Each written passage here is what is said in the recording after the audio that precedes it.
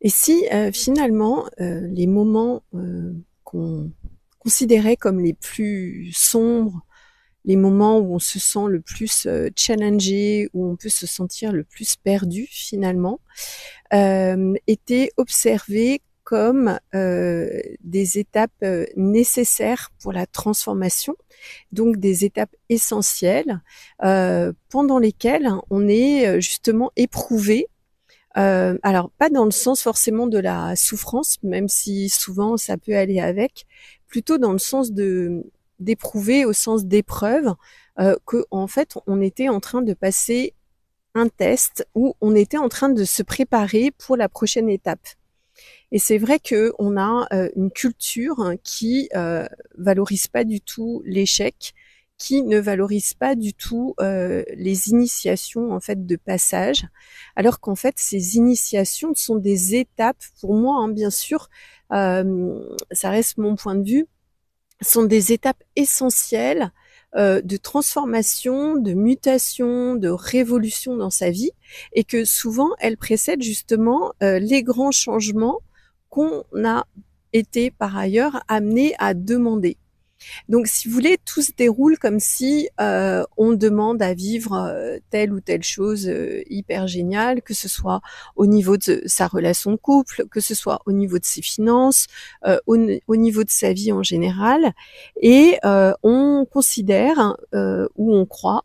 peut-être à tort, que les choses vont directement, on va passer d'un stade A à un stade E, sans devoir passer par B, C, D, qui vont être finalement des étapes qui sont nécessaires, indispensables, essentielles à la transformation. Et souvent, on va justement, on peut être amené à déprimer ou à se poser des grosses questions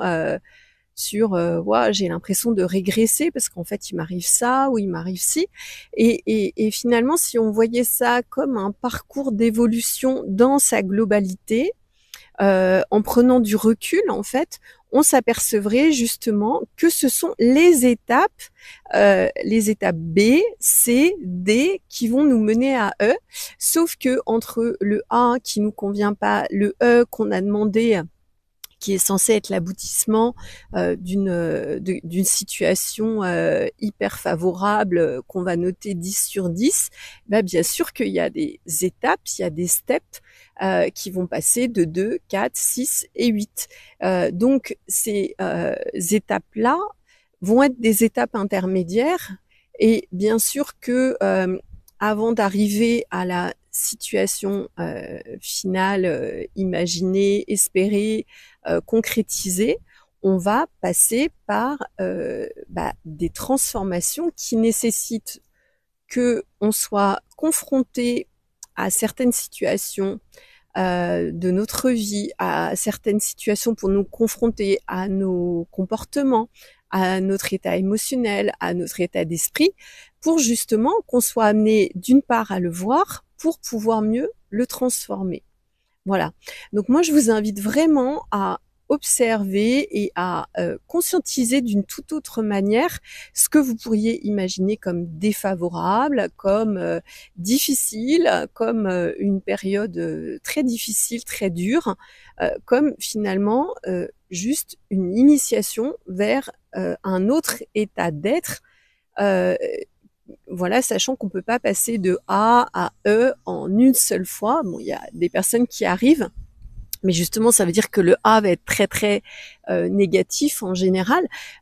On a toujours besoin de voir finalement les choses qu'il y a à transformer, à changer, pour pouvoir arriver à l'étape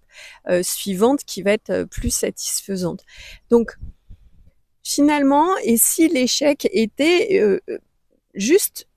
une étape qui vient nous renseigner, nous informer sur où on en est à propos de ça, ça, ça, et comment en fait on doit le transformer, et comment on va pouvoir le transformer pour arriver à la dernière, ou en tout cas une étape intermédiaire, par exemple, qui va être E. Et ça va vous donner une